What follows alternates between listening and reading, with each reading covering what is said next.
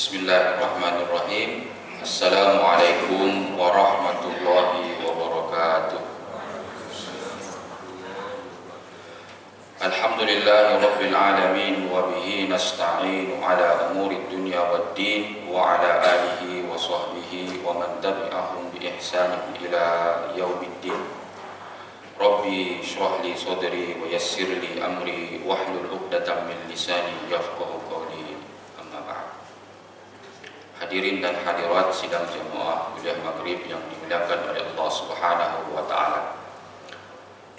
Tiada kata yang indah lagi syahdu selain ucapan hamdan wa syukran lillah kepada Allah Subhanahu wa taala yang telah menganugerahkan kepada kita berbagai macam nikmat-Nya sehingga kita mampu untuk menggerakkan seluruh anggota tubuh kita menuju ke surau yang berbarakah ini untuk sama-sama kita menunaikan salah satu daripada kewajiban kita, iaitu menunaikan salat maghrib secara berjemaah, dan seterusnya kita mentadabbur, menghayati ayat suci Al-Quran dan juga sunnah Rasulullah SAW yang disampaikan oleh para pengkuliah yang telah dijemput oleh ahli jawatan kuasa surau. Semoga usaha tuan-tuan dan puan-puan seperti yang ditunjukkan pada malam hari ini, malam sebelumnya dan juga pada malam-malam yang akan datang, itu adalah sebagai salah satu saham tabungan pahala yang tuan-tuan nanti akan tuai di hari akhirat nanti, insyaAllah. Salawat dan salam tak lupa juga untuk kita sampaikan kepada junjungan kita Nabiullah Muhammad SAW, Nabi akhir zaman. Dialah pemimpin yang paling adil, pemimpin yang paling terbaik, polis yang paling terbaik lah, berkata polis. Dia yang telah mampu merubah pola hidup umatnya dari alam yang biadab menuju alam yang beradab, alam yang suka mengomel menuju alam yang suka mengamal, dari alam yang suka membantah menuju alam yang suka membantu. Semoga tuan-tuan dan perempuan juga mendapatkan pengiktirafan daripada baginda Rasulullah SAW sebagai umatnya. Tuan-tuan dan perempuan yang dikasihi oleh Allah Subhanahu wa taala, malam ini saya akan menyambung kajian kitab Al-Adab Al-Mufrad karangan Imam Al-Bukhari rahimahullah. Saya akan membaca bab yang ke-14. Bab ke-14. Hadisnya dia dalam kitab Al-Adab Al-Mufrad ini, bab ke-14. Di sana Imam Al-Bukhari merekodkan dua buah hadis. Dua buah hadis. Hadis ke-27 dan hadis yang ke-28. Jadi saya akan baca hadis yang ke-27, hadis ke-28 nanti akan mengekor ataupun akan mengikuti syarahan saya selepas itu. Bab ke-14 ini bertajuk La Yasubbu Walidayh. Bab berkaitan tentang tidak boleh memaki hamun ibu bapa. Tidak boleh memaki hamun ibu bapa. La yasubbu walidayh. Tidak boleh memaki hamun ibu bapa.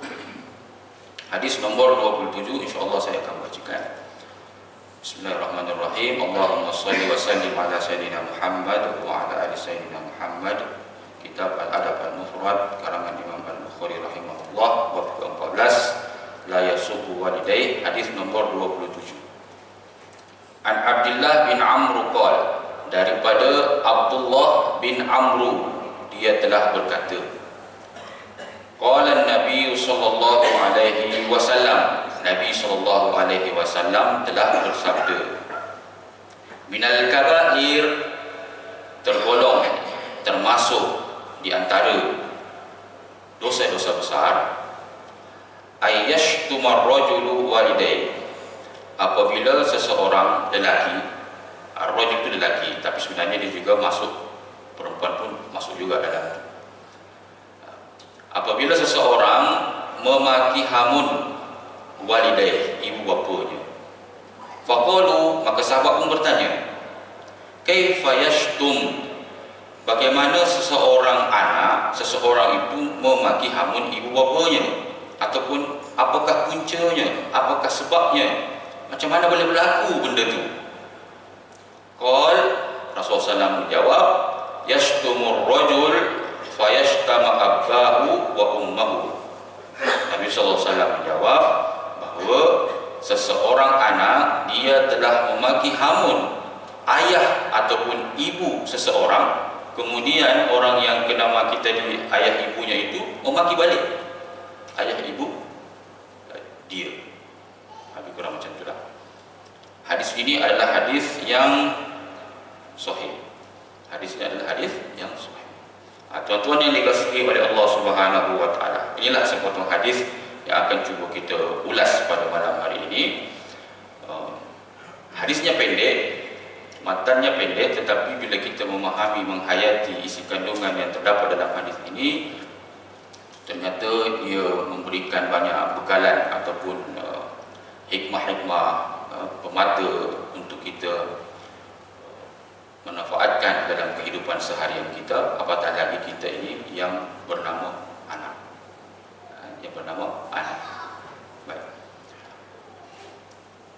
Perbuatan memaki hamun ibu bapa pada zaman Rasulullah SAW ini tidak pernah berlaku.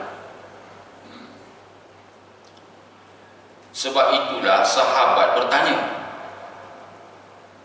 macam mana ada anak tergamak untuk memaki ibu bapanya?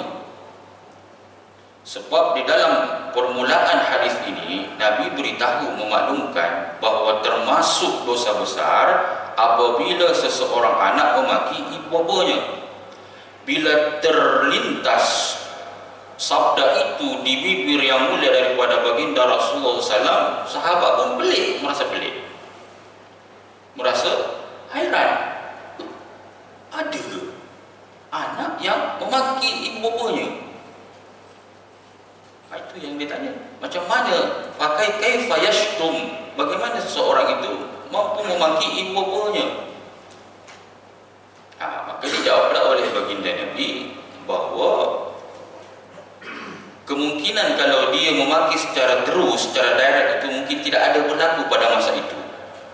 Tetapi apabila seseorang, bila dia bergaduh dengan rakan dia, dengan sahabat dia, dengan sesiapa sahaja, kemudian di dalam pergaduhannya itu mengeluarkan perkataan yang keji, bahkan memaki hamun ibu bapa musuhnya itu, maka nanti akan dibalas balik oleh musuhnya itu dengan makian juga kepada ibu bapanya. Itu yang berlakunya.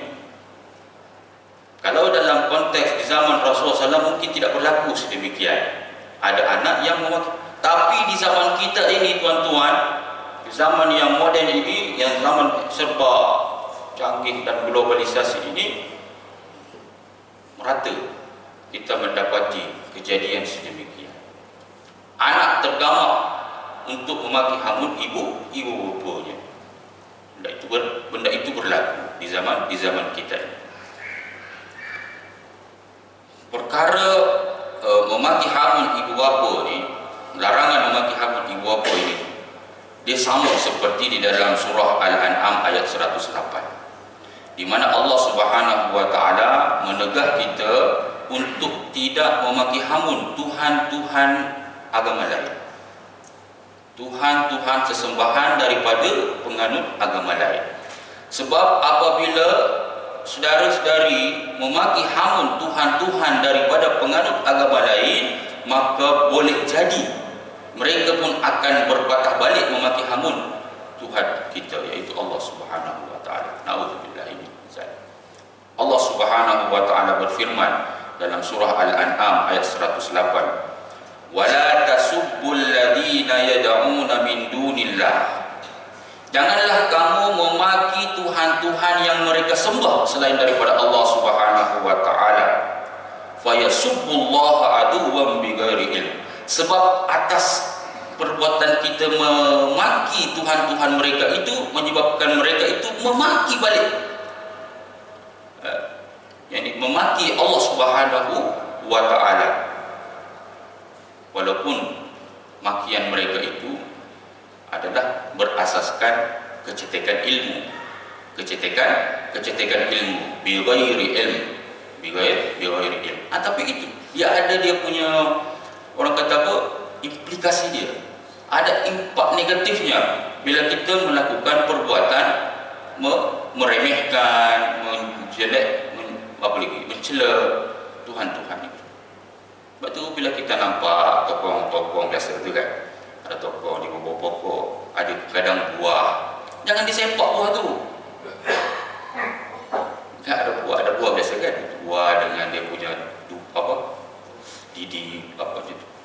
Itu jangan disempak. Apatah lagi kita maki ini, apa pasang-pasang macam ni, jangan. Sebab bila ada penganut agama lain, penganutnya itu yang membina kuil ataupun itu, dia nampak kita, maka tentu dia akan marah. Dan ini adalah lumrah, ini adalah fitrah manusia. Apabila Tuhan yang dia sembah itu dimaki oleh pihak lain, tentu dia akan rasa sedih. Tentu dia akan rasa sedih.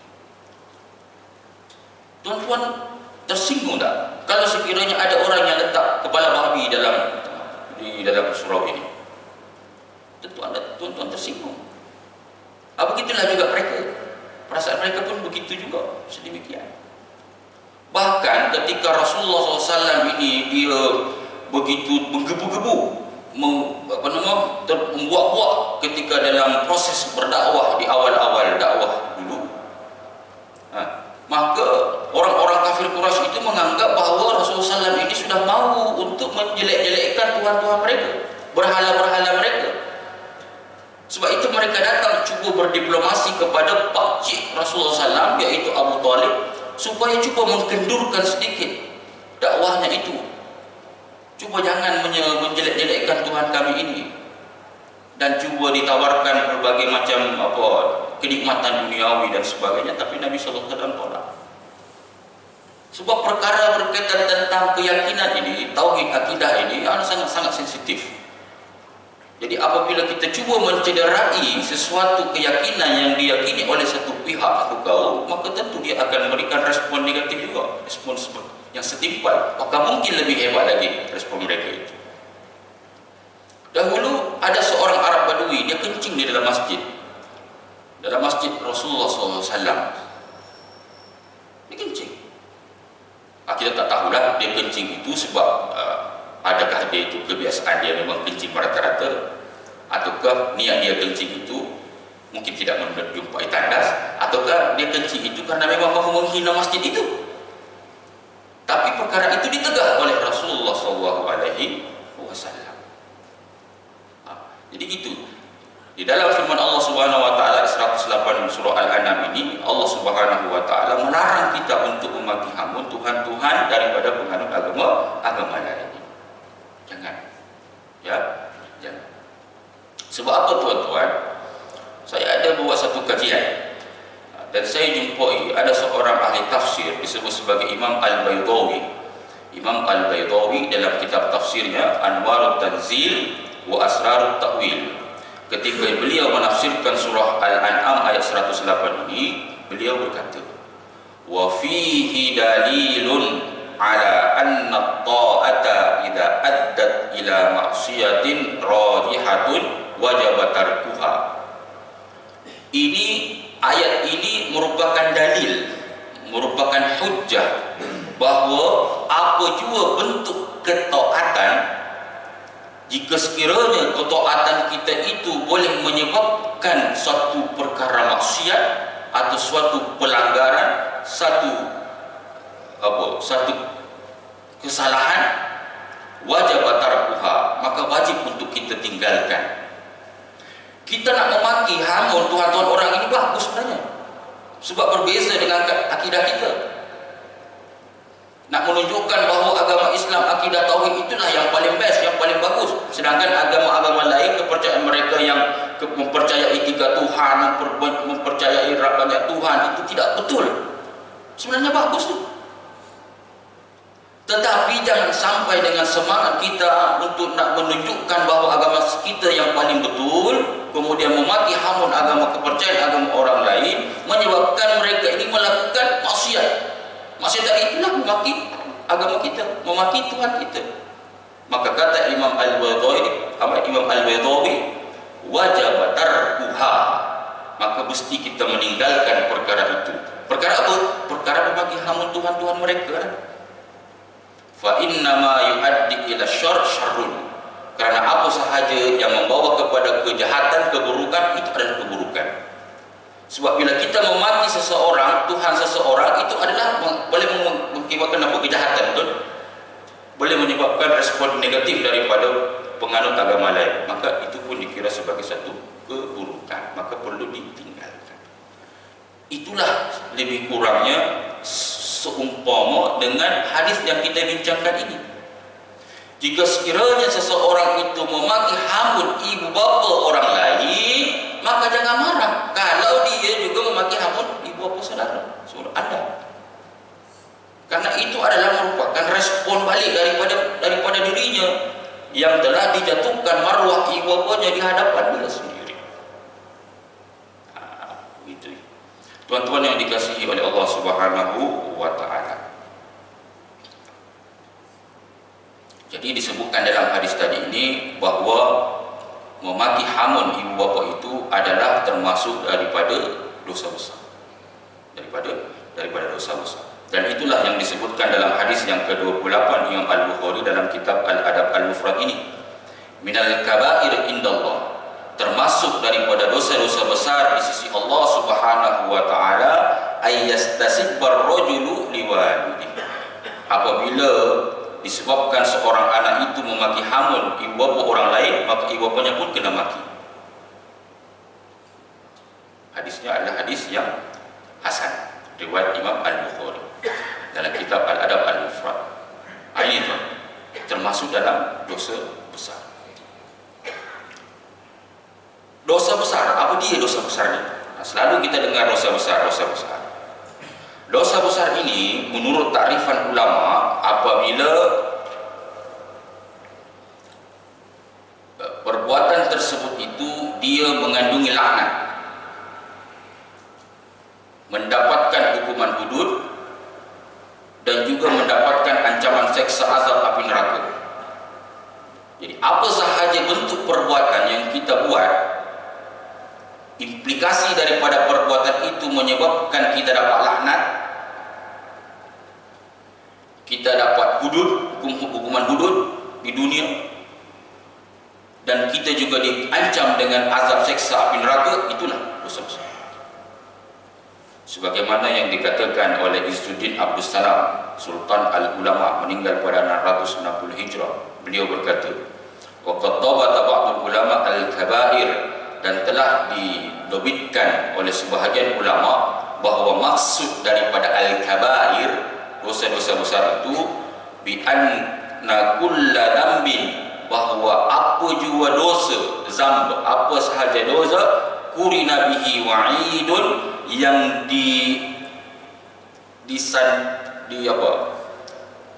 kurina ini maksudnya dia disandingkan ataupun dibawa bersamanya. Bila melakukan perbuatan itu, maka dia akan mendapatkan ancaman ini, yaitu wa'id, maknanya janji buruk. Janji buruk ini seksa, itulah seksa azab api neraka. Au haddun, ataupun hudud, hukuman hudud. Bila kita membunuh contohnya kan, bila kita membunuh, tentu ada hukuman hudud dia. Boleh jatuh kisos. Kalau kita ambil membunuh orang, hukumannya pun mati juga. Kalau kita memancung hidung orang, maka balasannya adalah ganti dengan hidung. Telinga kisos. Ada hudud dia. Au la'nun, ataupun laknat, kita mendapatkan laknat, fahuwa minal kabair, itulah dosa besar. Jadi memaki hamun ibu bapa ini adalah dosa besar. Sebab apa? Sebab mendapatkan laknat daripada Allah Subhanahu wa taala dan juga Rasulnya. Apa buktinya? Apa dalilnya bahawa seseorang yang memaki hamun ibu bapanya itu mendapatkan laknat, ataupun dia termasuk daripada sebahagian daripada derhaka kepada ibu bapa? Dalilnya adalah sebuah hadis yang sahih, diriwayatkan oleh Imam Muslim. Jadi pada satu hari itu ada orang bertanya kepada Ali bin Abi Thalib radhiyallahu anhu, ada tak rahasia yang Rasulullah SAW ini sampaikan kepadamu, tetapi kamu tidak beritahu kepada kami.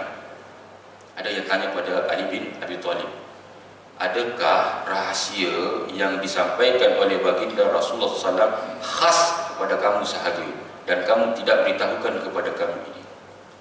Mendengar soalan sedemikian, seolah-olahnya Ali bin Abi Thalib ini dia menyembunyikan satu ilmu ataupun menyembunyikan sesuatu perkara yang baik untuk disampaikan kepada orang ramai. Dia marah.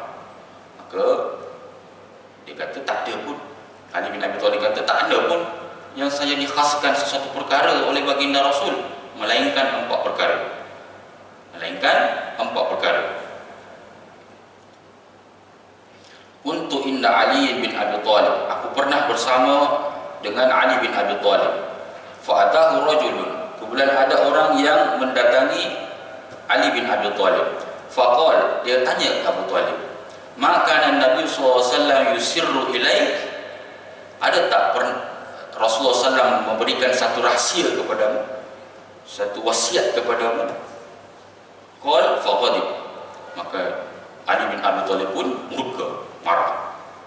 Waqal, dan Ali bin Abi Thalib kata, maka Nabi SAW yusirru ilayya syai'a, tidak ada satu pun Rasulullah SAW merahasiakan sesuatu kepadaku ataupun aku menyembunyikan satu perkara yang disampaikan oleh baginda Rasulullah SAW kepadaku.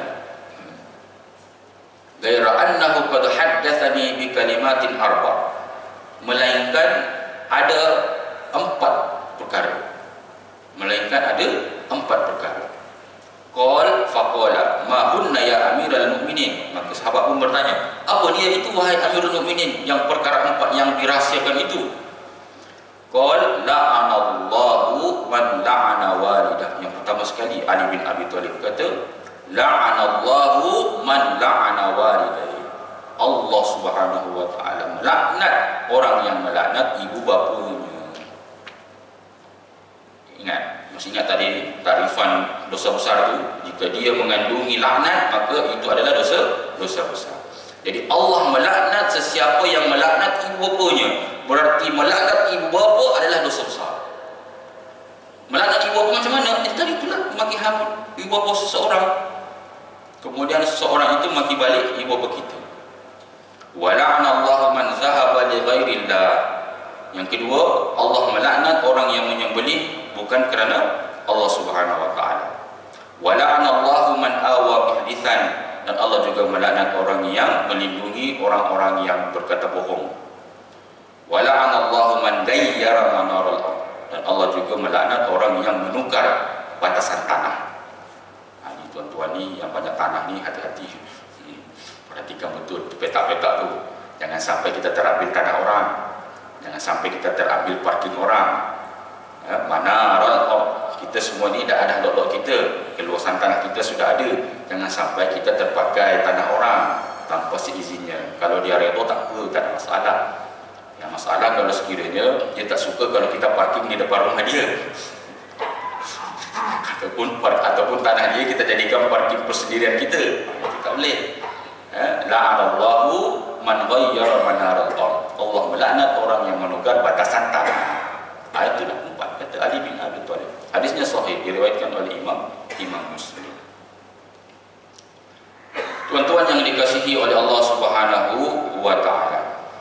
Jadi melaknat ibu bapa ataupun memaki ibu bapa ini termasuk bentuk kederhakaan. Salah satu bentuk hukuk al-walidain. Bahasa agamanya itu kalau kita derhaka dipanggil hukuk. Hukuk derhaka kepada ibu bapa. Bila kita memaki ibu bapa, kita melaknat ibu bapa, tak puas hati dengan ibu bapa, kita memaki hamun dengan kata-kata yang pedas, yang kesat, ini adalah merupakan salah satu bentuk daripada kederhakaan. Sedangkan tuan-tuan pun sudah tahu bahawa derhaka pada ibu bapa ini adalah merupakan dosa besar yang paling besar. Dia dah dosa besar, tapi dia paling induknya lagi yang paling besar, iaitu derhaka pada ibu bapa. An Abdurrahman bin Abi Bakrah an abihi qala kunna 'inda Rasulullah sallallahu alaihi wasallam. Abdurrahman bin Abu Bakrah daripada ayahnya, dia pernah berkata, saya dulu pernah bersama dengan Rasulullah sallallahu alaihi wasallam.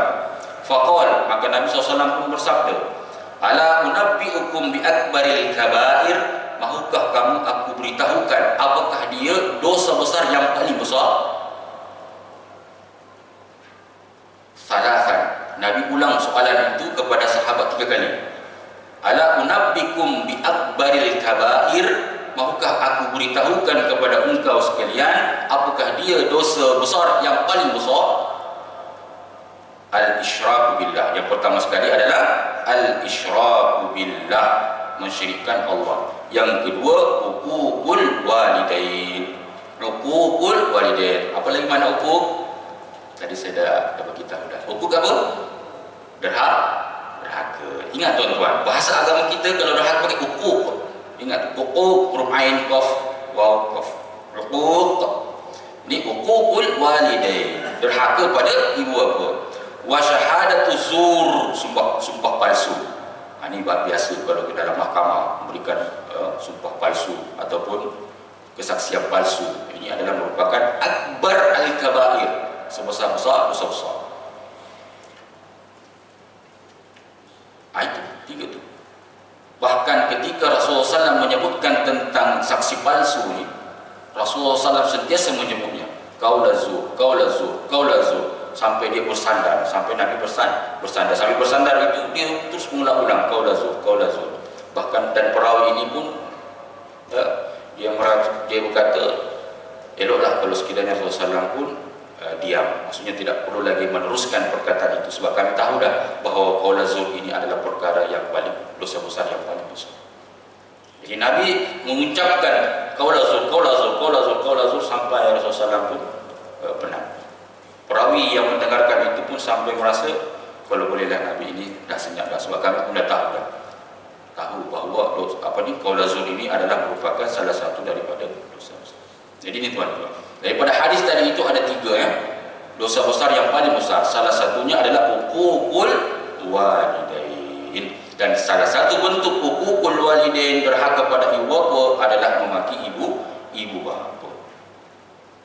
Tuan-tuan yang dikasihi oleh Allah Subhanahu wa taala, orang yang suka memaki hamun ni atau orang yang suka melaknat-laknat ini,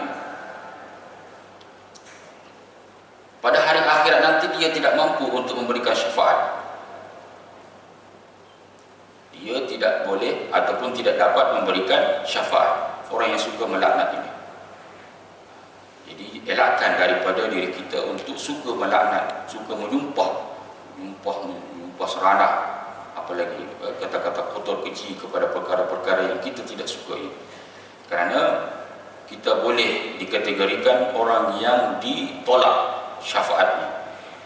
Sebuah hadis sahih diriwayatkan oleh Imam Muslim daripada Abu Darda, Rasulullah SAW bersabda, la yakunul la'anun syufa'a, tidak akan boleh, tidak akan mungkin la'anun, orang-orang yang pelaknat ini, orang yang suka melaknat itu, sebagai pemberi syafaat. Wala syuhada, dia juga tidak boleh digolongkan sebagai syuhada.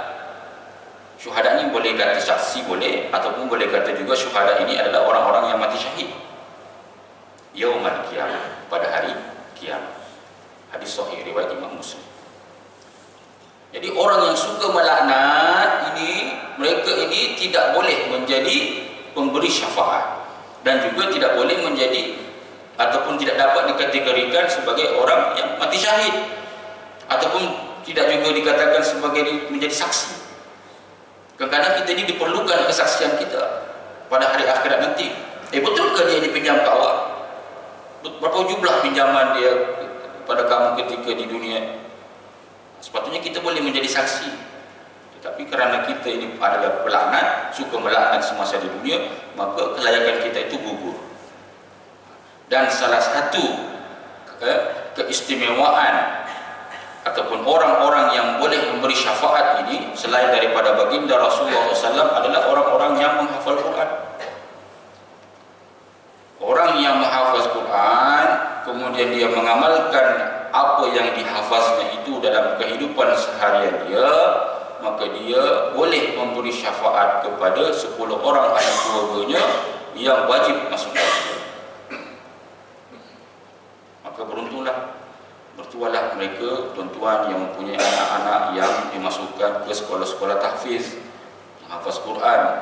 InsyaAllah anak-anak tuan-tuan itu akan menarik, akan mensenaraikan nama tuan itu daripada golongan orang-orang yang diajaknya untuk masuk ke dalam surga Allah Subhanahu wa taala. Dalilnya adalah hadis yang gharib diriwayatkan oleh Imam At-Tirmizi bahwa orang yang menghafaz Quran ini dia mampu memasukkan 10 orang, beri syafaat kepada ahli keluarganya. An Ali bin Abi Thalib qala Rasulullah sallallahu alaihi wasallam, daripada Abu Thalib radhiyallahu an, daripada Rasulullah SAW telah bersabda, man qara'al Qur'ana, siapa yang membaca Al-Quran, wastazharahu, kemudian dia menzahirkannya, apa yang dia baca itu dia amalkanlah dalam kehidupan sehari dia.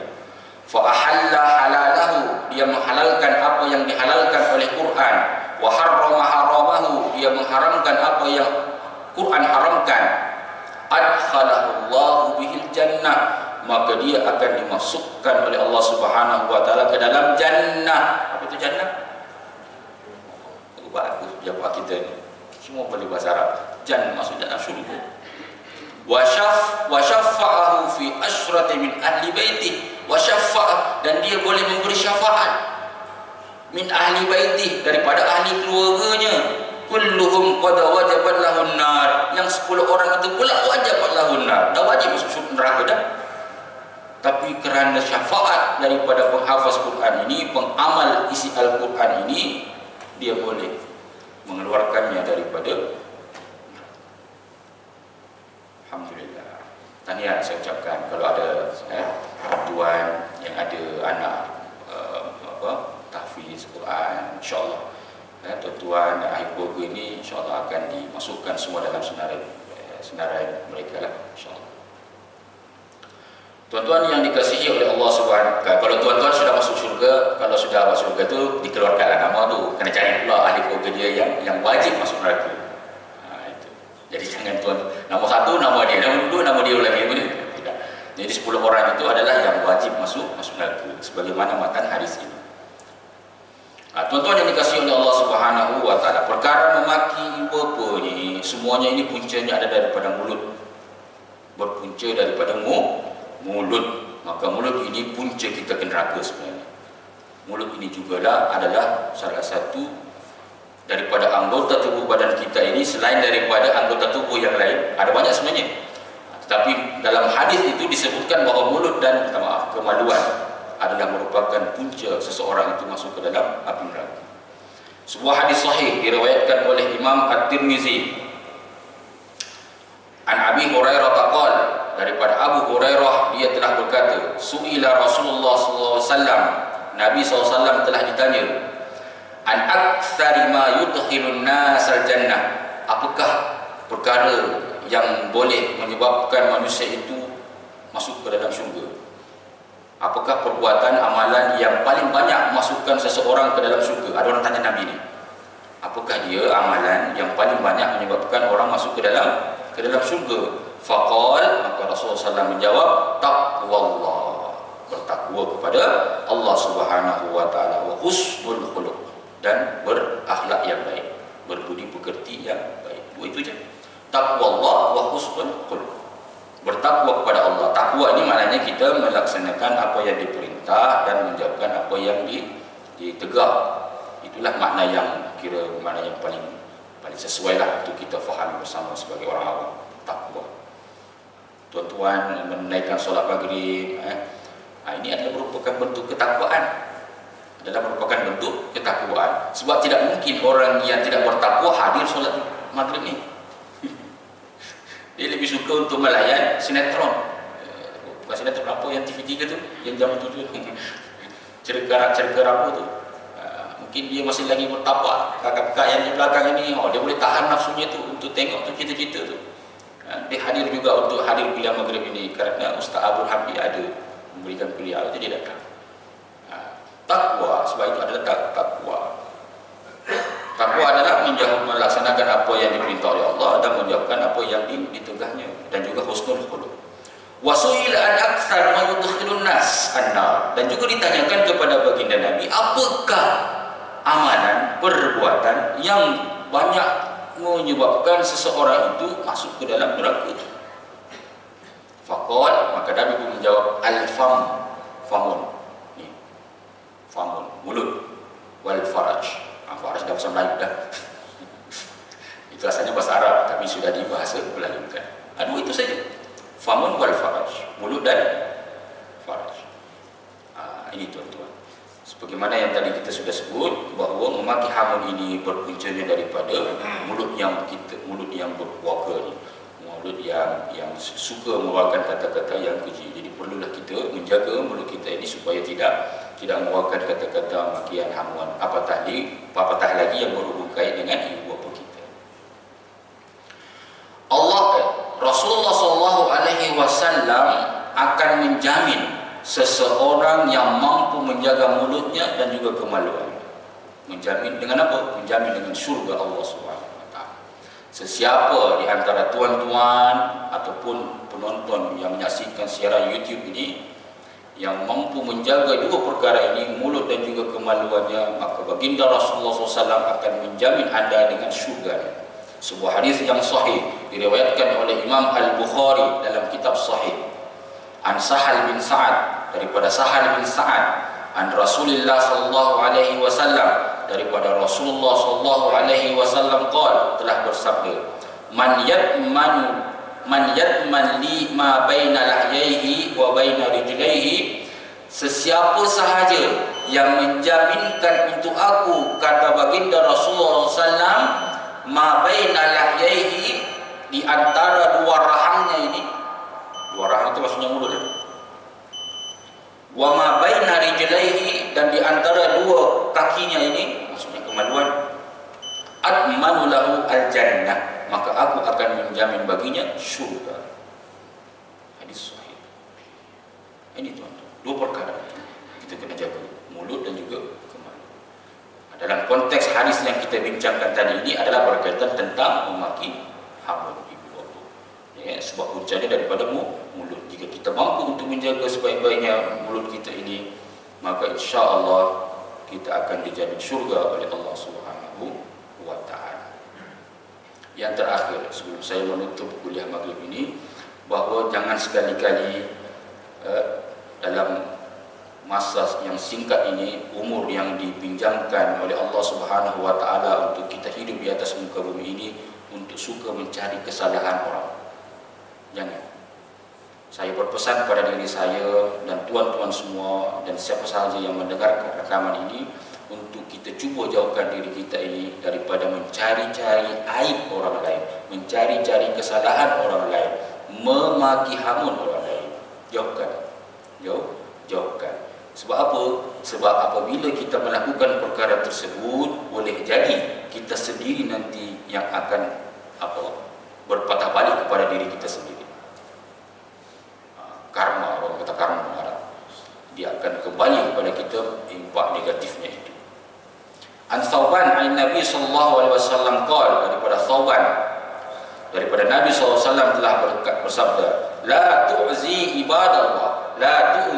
ibadallah, jangan ganggu hamba Allah, jangan usik orang lain, jangan sentuh orang lain. La tu'zi wala tu'ayyiruhum, jangan kamu aibkan mereka, jangan kamu aibkanlah. Wala tatlubu awratihim, jangan kamu buka aib-aib mereka, jangan kamu buka kesilapan mereka. Kalau kita tutup kemaluan orang, potong nanti. Kalau kita tutup apa yang menjadi kesilapan orang, fa innahu man talaba awrata akhihi al-muslim talaba Allahu awratahu hatta yafdahu fi baiti. Kerana sahaja yang cuba membuka aurat seseorang, keaiban seseorang, maka Allah Subhanahu wa taala akan membuka auratmu, akan membuka aibmu, walaupun kamu bersembunyi dalam rumah. Walaupun anda cuba bersembunyi dalam rumah, aibmu pun akan menjadi viral. Itu kalau Allah Subhanahu wa taala berkehendak, dan tiada apa yang sukar yang susah bagi Allah Subhanahu wa taala. Wallahu a'lam bishawab. Setakat itu saja untuk malam hari ini. Mohon maaf atas segala kekurangan. InsyaAllah kita akan sambung pada minggu yang akan datang. Bismillahirrahmanirrahim. Allahumma arhamna bil Qur'an waj'alhu lana imaman wa nuran wa hudan wa rahmah. Allahumma dhakkirna minhu ma nusina wa 'allimna minhu ma jahilna warzuqna tilawatahu ana al-laili wa atrafan nahar waj'alhu lana hujjatan ya rabbal alamin. Rabbana atina fid dunya hasanah wa fil akhirati hasanah wa qina adzabannar. Walhamdulillahi rabbil alamin. Minta maaf atas segala kekurangan, minta maaf atas salah silap bahasa. Assalamualaikum warahmatullahi wabarakatuh.